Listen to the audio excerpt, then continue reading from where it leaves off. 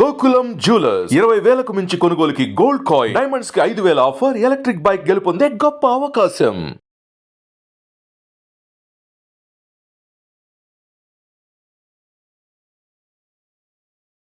అయితే గురుగారు ఇందాక మనం ఈ వీడియో స్టార్టింగ్లో అనుకున్నాం శివాలయం నుంచి ప్రసాదం తీసుకురావచ్చా అని. అంటే ప్రసాదం కాదమ్మా, మాలిన్యం అని. దాని గురించి కొంచెం డీటెయిల్గా చెప్పండి గురుగారు. అంటే ఏం లేదమ్మా, శివుడి దగ్గర ఉన్నటువంటి మాలిన్యము అది శివుని పక్కనే ఒక దేవతామూర్తిని పెడుతుంటారు, కొన్ని వాటిలో శివునికి ఎదురుగా పెడుతూ ఉంటారు, వారికి చెందుతుంది అంటూ ఉంటారు అనమాట. అంటే వారికి చెందేటువంటిది అంతా కూడా మనం తీసుకెళ్లేటువంటిది కాదు.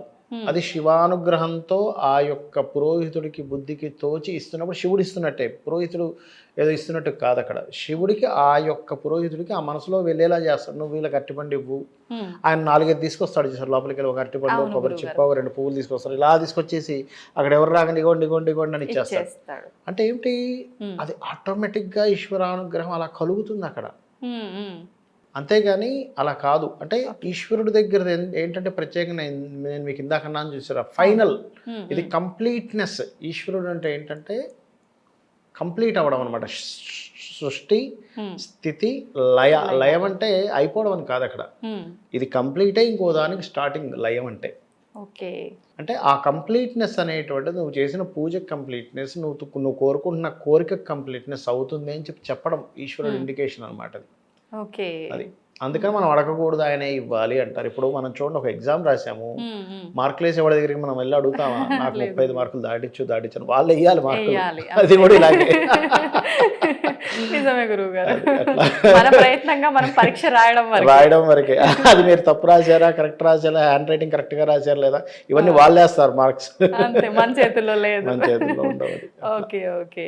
ప్రత్యేకించి మనం శివరాత్రి రోజు ఏదైనా గట్టి కోరిక బలంగా ఉంది, కొన్నాళ్ళ నుంచి నేను ఎన్ని రకాలుగా పూజలు చేసినా ఏం చేసినా కోరిక నెరవేరట్లేదు అనుకునే వాళ్ళు ఆ రోజు ఏదైనా అంటే పరిహారం కానీ మంత్రం కానీ జపిస్తే కోరిక నెరవేరే ఛాన్స్ ఉందంటారా?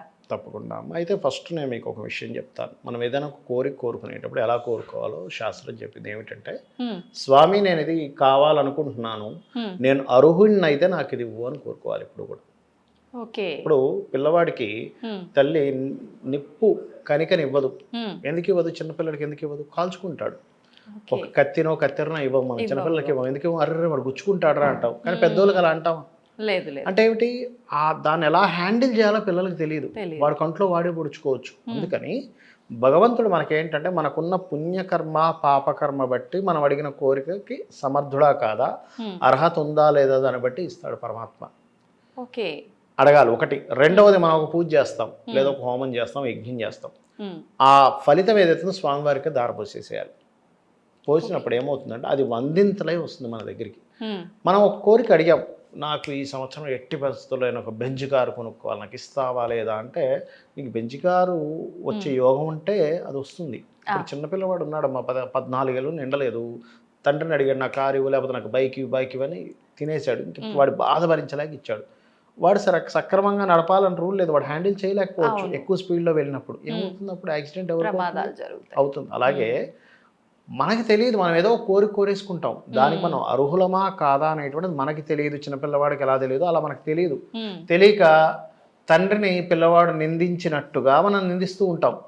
ఏ దేవుడు లేడు, నేను ఆ పూజ చేశాను, ఈ హోమం చేశాను, ఆ యజ్ఞం చేశాను, రాలేదు అంటే దేవుడు లేదు. 100 సార్లు వచ్చి 100 సార్లు వచ్చి 101వ రాకపోతే దేవుడి మీద శంకిస్తూ ఉంటాము. అది కరెక్ట్ అయిన పద్ధతి కాదు అంటారు. మొత్తం ఆయనది, భూమి మొత్తం, ఈ భూమిలో ప్రతి వస్తువు అయింది, ఆయన కరుణతో దయతో మనకి ఇస్తున్నాడు. అది అర్థం చేసుకోవాలి. మనం ఎలిజిబుల్ ఖచ్చితంగా ఇస్తాడు, మనం ఎలిజిబుల్ కాదు ఆయన ఇవ్వడు. నువ్వు నాకు ఇది రావట్లేదు, నాకు ఇది లేదు అంటే, నాకు ఇది మంచిది కాదు, నువ్వు ఇవ్వలేదు పరమేశ్వర, నీకు ఒక నమస్కారం అనుకోవడమే. అంతేగా నువ్వు ఎందుకు ఇవ్వలేదు, నాకు అది ఇష్టం, ఇలాగే చేస్తావా నేను నమ్మినందుకు అంటే, అది ఎలా ఉంటుందంటే చిన్నపిల్లవాడు కత్తిని మంచి డ్యాన్స్ చేసినట్టే ఉంటుంది అక్కడ. తల్లికి తెలుసు ఎందుకు ఇవ్వకూడదు, మొరబెట్టినా ఇవ్వదు. అంతే కదా. అది చాలా మంది గురుగారు నిజంగా మీరు అన్నట్టే, ఏదైనా అనుకున్న జరగకపోయినా, ఏదైనా సమస్య వచ్చింది అన్నా ఇంతగా పూజిస్తుంటా, ప్రతిరోజు నువ్వే దిక్కు అన్నట్టుగా పూజ గదిలో పడి పూజలు చేస్తా ఉంటా, ఎందుకు నేను పూజించింది దేవుణ్ణి కాదా రాయినా, తిట్టే వాళ్ళు ఉంటారు గురుగారు చాలా మంది. దానివల్ల దోషం ఏమైనా వచ్చే ఛాన్స్ ఉంటుంది? దీనికి మీకు ఒక చిన్న ఎగ్జాంపుల్ చెప్తాను. కొన్ని సంవత్సరాల క్రితం నా దగ్గరికి నాకు ఒక క్లయింట్ ఉండేవాడు ఆయన.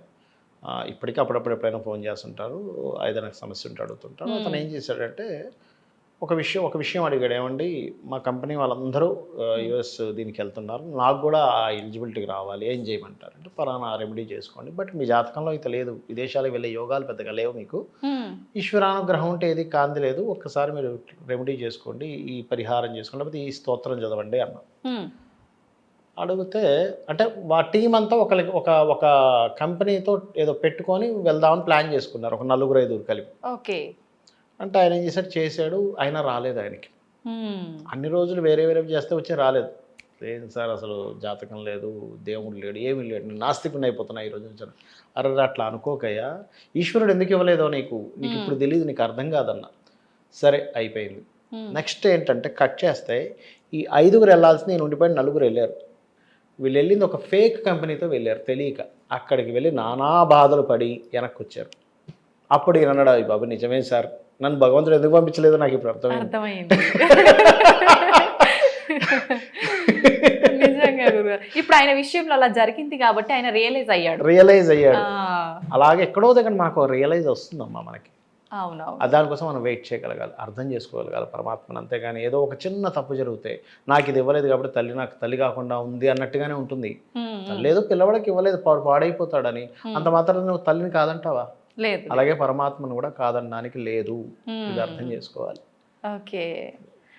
గురుగారు, కొంతమంది ఇబ్బంది కలిగినప్పుడు దేవుడి దగ్గరికి వెళ్ళి చెప్పుకొని, అంటే మనం మనిషితో ఎలా చెప్పుకుంటాం అలా చెప్పుకొని ఏడుస్తూ ఉంటారు పూజా మందిరంలో. అది కరెక్టే అంటారా గురుగారు? తప్పే ఉందమ్మా. తల్లి దగ్గర మనం ఏడవమా, అమ్మ నాకు ఇలా అయిపోయింది, తండ్రి దగ్గర ఏడవమా, తండ్రి దగ్గర బాధపడమా. అంటే నువ్వు ఏడుస్తున్నావు అంటే వెరీ క్లియర్లీ యూ ట్రస్టెడ్, భగవంతుడు అక్కడ ఉన్నాడు, అవును, భగవంతుడు చెప్పుకొని నేను నా బాధని చెప్పుకుంటున్నాను అన్నట్టే, అంతకుమించి మరొకటి ఏం కాదు. అదే ఇంకా బాగా ఇన్డెప్త్గా నువ్వు అర్థం చేసుకున్నట్టు భగవంతుడిని. ఆ ఏడుపేదో భగవంతుడి ముందు ఏడు అంటాం మనం. అంటే కేవలం ఏడడం అంటే ఏదో ఏడ్చేయడం కాదు, రియలైజ్ అవ్వగలగాలి. ఎలా రియలైజ్ అవ్వగలగాలి? నేను పూర్వజన్మల్లో ఎవరైనా ఇబ్బంది పెట్టుంటాను, ఒక చక్కటి భార్య రాలేదు హింసిస్తుంది, లేదా చక్కటి భర్త రాలేదంటే పూర్వజన్మల్లో నువ్వు చక్కటి భార్య వచ్చినా నువ్వు హింసించి ఉండుంటావు, మంచి భర్త వచ్చినా నువ్వు హింసించి ఉంటావు, అందుకని ఈ జన్మలో ఇలా అయింది. పిల్లలు కలగట్లేదు అంటే మంచి పిల్లలున్నా నువ్వు ఇబ్బంది పెట్టుంటావు, అందుకే పిల్లలు కలగట్లేదు. మంచి ఉద్యోగం రావట్లేదు అంటే నీకు మంచి ఉద్యోగం ఉన్నా నువ్వు సరిగ్గా చేయకపోయి ఉంటావు, అందుకని ఈ జన్మలో నువ్వు బాధపడుతున్నావు. ధనహీనత ఉందంటే నీకు ధనం ఉన్నా కూడా నువ్వు ఎవరికి పంచిపెట్టలేదు, ఎవడైనా ఇబ్బంది ఉన్నా సరే నువ్వు ఇవ్వలేకపోయి ఉంటావు, అందుకని ఈ జన్మలో నీకు ధనం ఇచ్చి కూడా వేస్ట్ అనుకున్నాడు ఈశ్వరుడు. నీకు ఇచ్చినప్పుడు నువ్వు ఒకటి ఉపయోగపడినప్పుడు నీకు ఎందుకు ఇవ్వడం అనుకున్నాడు ఈశ్వరుడు. ఆ పుణ్యం నీకు వెంట రాలేదు, అది నువ్వు అర్థం చేసుకోగలగాలి. ఎవరున్నారు గురుగారు అంటే ధనం ఉంది కదా అని చెప్పి ఎదుటి వాళ్ళకు ఉపయోగపడుతుంది ఇద్దాము అనుకునే రకంగా అంత స్వార్థం? అంటే ఒకటమ్మా, ఇచ్చేవాళ్ళు ఉన్నారు, లేరనడానికి వీళ్ళేరు. ఇచ్చేవాళ్ళు ఉన్నారు, స్వార్థపరులు ఉన్నారు, ఉండి కూడా అడిగే వాళ్ళు ఉన్నారు. నిజమే గురుగారు. ఎందుకంటే మన ఫ్రీ బస్సు అని పెట్టింది గవర్నమెంట్, అవసరం ఉన్నవాళ్ళు లేని వాడు కూడా బస్సు ఎక్కుతున్నాడు. అవును, అవునండి. అంటే లోకం అలా ఉండేసరికి ఇచ్చే వాళ్ళు కూడా కొంచెం ఆలోచిస్తున్నారు, నిజంగానే అడుగుతున్నాడా, నిజంగానే అవసరం ఉందా, లేకపోతే మన దగ్గర డబ్బులు నేను తీసుకెళ్ళిపోదామని అడుగుతున్నాడా. అంటే లోకం మారేసరికి వీళ్ళు కూడా 10 రకాలుగా ఆలోచించాల్సి వస్తుంది. నిజమే గురుగారు, చాలా మంచి విషయాలు తెలియజేస్తారు గురుగారు, ధన్యవాదాలు. శ్రీమాత్రే నమః.